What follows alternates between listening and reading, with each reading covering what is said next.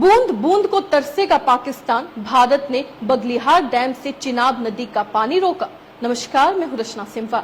जब आतंकवाद की आग जलती है, जब पहलगाम आतंकी हमले में 26 निर्दोषों को मारा जाता है, तो पानी की धार भी हथियार बन जाती है। जी हाँ, दरअसल पहलगाम आतंकी हमले को लेकर भारत का लगातार एक्शन जारी है। भारत ने सिंधु जल समझौते को सस्पेंड करने के बाद पाकिस्तान के खिलाफ एक और बड़ा एक्शन लिया है। अब भारत ने बगलिहार बांध के जरिए चिनाब नदी का पानी भी रोक दिया है। इसी तरह न्यूज एजेंसी पीटीआई की रिपोर्ट के मुताबिक कश्मीर में किशनगंगा बांध के जरिए झेलम नदी का पानी रोकने की भी प्लानिंग की जा रही है।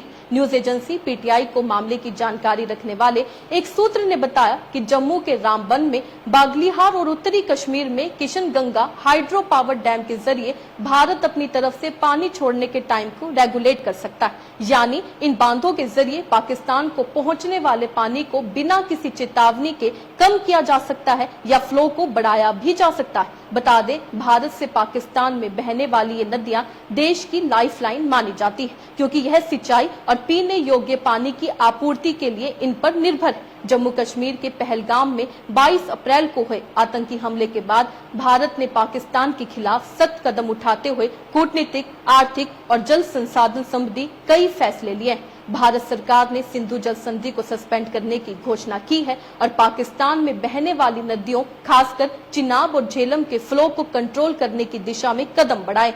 अधिकारियों के अनुसार बगलिहार बांध से पानी की आपूर्ति में कटौती शुरू कर दी गई। भारत के इन कदमों से पाकिस्तान में चिंता की लहर दौड़ पड़ी। पाकिस्तान ने भारत के जल फैसलों को युद्ध जैसी कार्रवाई करार दिया है। पूर्व पाकिस्तानी विदेश मंत्री बिलावल भुट्टो ने भारत को चेतावनी देते हुए कहा कि यदि सिंधु का पानी रोका गया तो सिंधु में पानी नहीं, खून बहेगा। बता दें, भारत ने इससे पहले पाकिस्तान के साथ अपने डिप्लोमेटिक संबंधों में कटौती की थी। साथ ही भारतीय बंदरगाहों से पाकिस्तानी जहाजों के प्रवेश पर रोक और इंपोर्ट पर प्रतिबंध भी लगा दिया गया। इस बीच एलओसी और अंतर्राष्ट्रीय सीमा यानी आईबी पर भी तनाव बढ़ता जा रहा है। पाकिस्तान की ओर से लगातार 10 रातों से सीज फायर का उल्लंघन भी किया जा रहा है, जिसका भारतीय सेना मुंहतोड़ जवाब दे रही।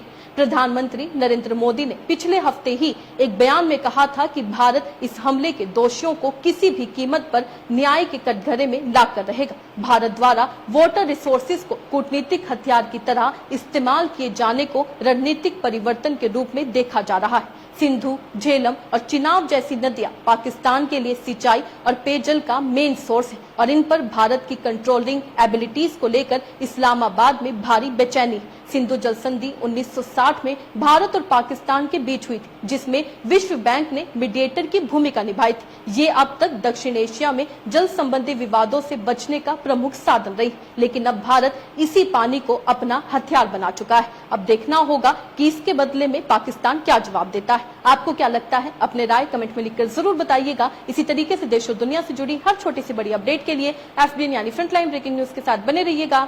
धन्यवाद।